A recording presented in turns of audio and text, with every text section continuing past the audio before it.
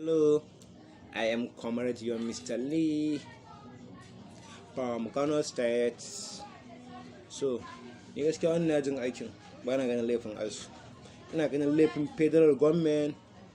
Abin da sake ganin laifinta, bukatar asu ba ta bukata ce mai yawa ba, amma abu shekara 13 ana yin sa. A fahimta ta, da a ce federal government ta samu wani nata abu, wani income ɗinta, na tabbata ta biya asu bukatunsu. Mu an ɗauke mu ba komai ba. Zaɓe ya zo za a amfani da mu matasa, an tsaye mai da karatunmu, ana so a ba mu bangar siyasa, ka zo ka sai mun wai mota, kai mun karerai to ƙarya kake. Na wuce tunaninka. Duk da ban gama makaranta ba, ina da ilimi na san me nake. Ba ɗan isan da ya sai ce mun ya wane ka zo ma kaza ga izan a wani to kai da shi din haɗa danna uwarku a shari'a. Kai da shi din zan zaɓe ka kasa cika min burina an gana gama makaranta, amma har yanzu a ƙi cika. Tun ina ɗan saurayi na fara zuwa jami'a, amma yanzu na tsufa shekara nawa ban gama makaranta ba. Abin da kai mana kun mana adalci, ko kun yi karatu lokacin da kuka karatu za a zo gida ɗauke ku a ba ku aiki, ku gama makarantar ku, a ba ku mota, a ba ku kuɗin transport, ko mai kuke bukata za a yi muku. Amma mu an zo zamanin da sai dai iyayen mu sai su hustling, mu kan mu je mu hustling mu samu a ririta, a je a biya kuɗin makaranta, ka dan samu na kashewa, ka sayi wani sayan handa out. Amma wannan ba duk ba zai baya gaban su. Burin su kawai su kawar da kai.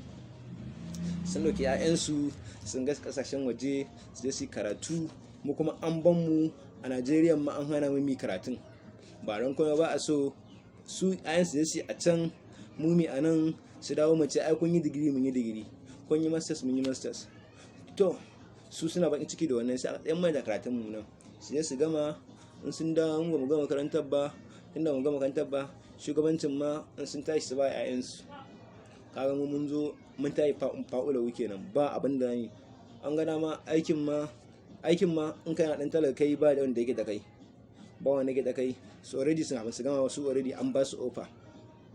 Da Allah abin da ake ya kamata ku sani dai, kudin da kuke takama da shi,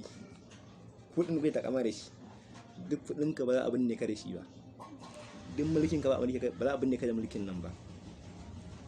Ka gama tara kudin ka bawa magada a yan naka, karshe suka ci kudin a hankali banza, karuwanci, iskanci, menene, shaye-shaye a banza a wafi. In ba a wannan ba, ka gama tara kudin ka bin mata ta yi ta aure wani, in kake takama da shi naka ne, ta sa shi a ciki. Motar da kake hawa ta sa shi a ciki, gidan da kake hawa ta sa shi a ciki, kan ganin da kake takama da shi naka ne na kanka, kana kuɗi ta sa ya kwana a kai.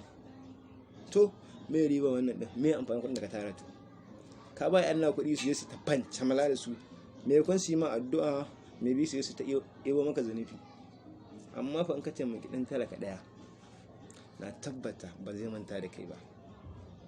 Zai ce kai wani ne fa san zama ka a duniya, in yi sallah ko ka mutu zai ma addu'a. Amma ya tabbata ɗanka akwai shagal da zai yi, ba lallai ma addu'a, saboda baka bashi tarbiyya ba, ka nuna mai hanyar zalunci tun yana karami na gani, shi ma ya tashi zai tashi a zalunci. Mu dai shawara muka bayar, dan Allah a taimaka, dan Allah dan annaba a taimaka. Federal government ku ba asu hakkinsu, ku ba su dan Allah su da mana mu ci gaba da karatu. Mun gaji zaman gidan nan, gashi sai a hankali. Da akwai kuɗin aure ma sai mu ci za mu je mu aure. Mun sa a ran mu sai mun gama makaranta, komai namu zai zama normal. Muna zuwa mana koyar sana'a. Daman kana koyar sana'a ka ƙara tsaya akan sana'arka. Ke tsaya ki ji, ke yar jami'a akwai su da yawa matan nan.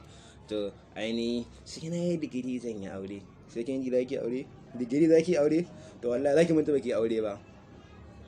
Digirin yanzu ya zama sai a hankali. In mijin aure ya zo, ki aure shi, simple and easy. In yana da ki ci gaba da karatun, ki ci gaba. In bai yadda ba ki tsaye da karatun. Kai ma kai na yi digiri, kai ni ma yan makaranta yanzu a menene, ka cire wannan abun. Kai ko da ko ne ka samu kai dagewa za ka yi, ba dole ya ba kai ka samu aiki mai kyau. Ko muna yin karatu ne dan din da muka je a ce mana mun ba a ce mana jahilai bane, already mun san me muke. Za ka gan mu haka kaman ba mu san me muke ba. To kwallon nan akwai sense a kanta, wallahi akwai sense a kanta, ta wuce tunanin mutane. Kuma ni shawara zan ba Nigeria student, dan girman Allah dan annabi, Nigeria student, kan wani dan iska da ya isa ya ja ku ya ce muku ku zo kaza a mu karerayi. Dan Allah, akwai wata tambaya da shugaban student Nigeria da yawa ministan ilimi, ce me yasa bai bar sa yayi karatu a nan bai kai kasa waje, kasa ba shi amsa yi. A tuni sun gani kenan abin da biya aka ana sane, so ake a durkushe mu, kuma Allah da ba a durkushe mu ba. Allah ba ka yaban mu ba, ya ba mu basira. To bai ba mu arziki ba, amma ba mu basira. To wannan basira suke jin haushinta ko na komai lokaci ne. Kuma insha Allah abinda kuke tunanin ba za mu yi ba, za mu yi, kuma za mu gyara ƙasar mu yan ƙasa ne. Nigerian